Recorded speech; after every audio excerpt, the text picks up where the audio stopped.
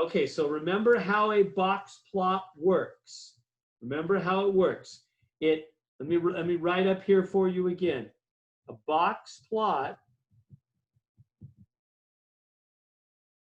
it breaks the data into 4 sections, each having the same number of values, right? That's the key thing you've got to keep in mind whenever you're looking at a box plot. Just think about football game or basketball game, right? There's the same number of minutes in each quarter. That's actually a beautiful example. Think with me, guys and gals. When you watch a football game or a basketball game, right, and you have the first quarter, second quarter, third quarter, fourth quarter, right? You have the 4 quarters in a football game. Here, I'll do first, second, third, and fourth. First quarter, second quarter, third quarter, fourth quarter. When you watch a football game or basketball game, in a football game, there's 15 minutes in each quarter, right? The whole football game is really just 1 hour. 15, 15, 15, 15. But is that really how long it takes when you watch a football game? Does it just take 1 hour? No. It takes a lot longer, doesn't it? Because they keep stopping the clock and all that kind of stuff. Which quarter takes the longest in reality? Third. Really? I always think it's the fourth because they usually one of the teams stops the clock. No, I'm not looking at this graph in particular. I'm just saying in general about football games. When you watch a football game, in general, the fourth quarter drags on the longest because they do all those timeouts and they have the 2-minute drill right at the end and all that, right? So that's a perfect example. Even though there's officially the same number of minutes in every quarter of a football game, really, some of them take longer than others. Well, that's exactly what's going on with a box plot. There's really the same number of data values in each of the 4 sections, even though some of them are longer than the other. Like the third quarter looks longer, doesn't it? But it's got the same number of data values. So that's the key part you've got to keep reminding yourself of. Let's do the 10 again. Let's just pretend there's 10. So there's 10 in this section, 10 here, 10 here, and 10 here. Again, I'm making it up. I don't really know there's 10. You can put in whatever number you want, but it's got to be the same. So I'm just going to do 10. And then there'd be 10 in this section, 10 in this section, 10 here, and 10 there, right? So maybe we have 40 CPAs and 40 actuaries, and there's the box plots for them. All right.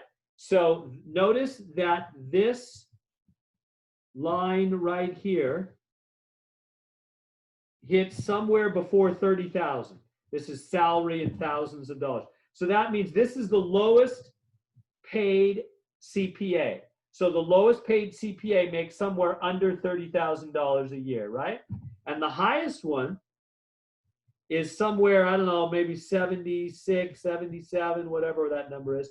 The highest paid CPA is making around $77,000 a year. You see what that graph is showing us? Whereas the lowest paid actuary is making, I don't know, what is that, 35,000 a year? And the highest paid actuary is making, looks like around 88. Right? That's what these box plots show us. They show us the range of the salaries, how the salaries spread out. Okay, let's get to the questions. Or what is the question? It's right here.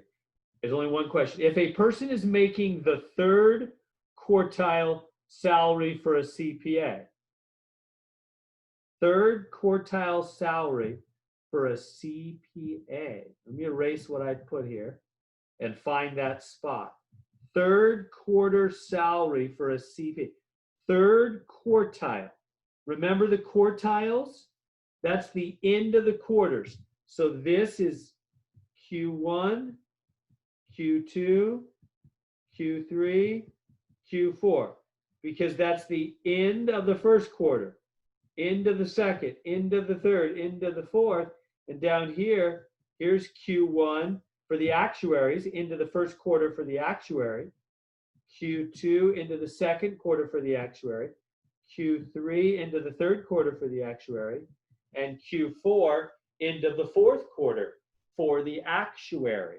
So where is the person? If they're making the third quartile Q3 for a CPA, that's the blue graph on the top, that means they're right here, right? Which lines up right there. They're making about $65,000 a year. And notice they line up with the Q2 for the actuary, don't they? Is everybody with me? Yes. So the Q3 line for the CPA lines up, coincidentally, with the Q2 line. The CPA Q3 and the actuary Q2 lines line up, don't they? Okay, so what does that mean? Now remember what that means. Here's the crucial thing, same number. So maybe 10, 10, 10, 10, and 10, 10, 10, 10, or any other number. Same number of people in each section, right? So let's see what they're saying. His earning is equivalent to the what salary for actuaries? Now there's an answer option here, right? It gives you some options. So what are the options that it gives you right there? You guys have the options on your thing? Wouldn't it be the third? So It gives us minimum, first quarterly, maximum, medium, and third quarterly. Wouldn't it be the third? So notice it's saying this person makes what salary for an actuary? So they're saying, what mark does that line up with on the actuary box plot?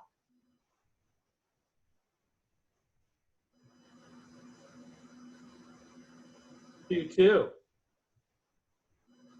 It doesn't give. That Q2 is the median. That's the answer. It's the same as the middle.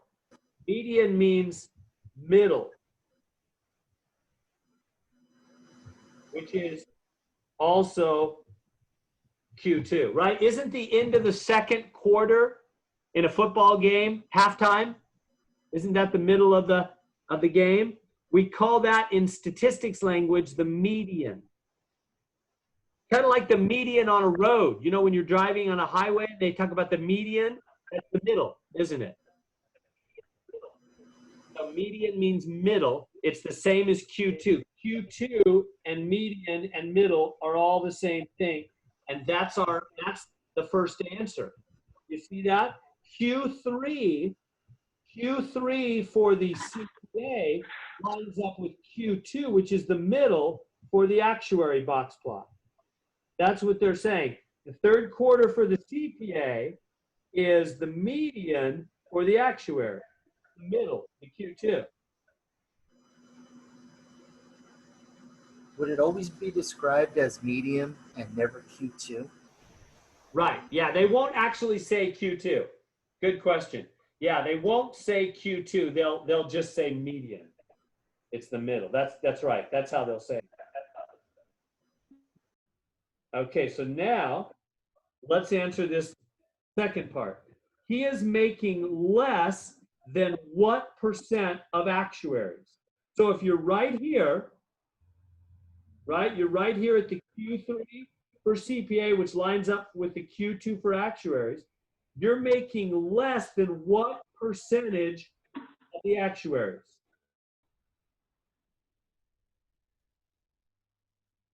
So there's 10 and 10. people below you that make salaries less than you, and there, because you're right in the middle, right? And there's 10 and 10 that make salaries higher than you for the actuary salaries, which is what they're asking about, actuary salaries, right? So there's 10 and 10 above you, 10 and 10 below you. So what percent are above you? 50%? Exactly. It's 50%, isn't it? There's exactly half above you, isn't there? Because you're in the middle. So 50, you make less than 50% of the other actuaries. Is that good on that?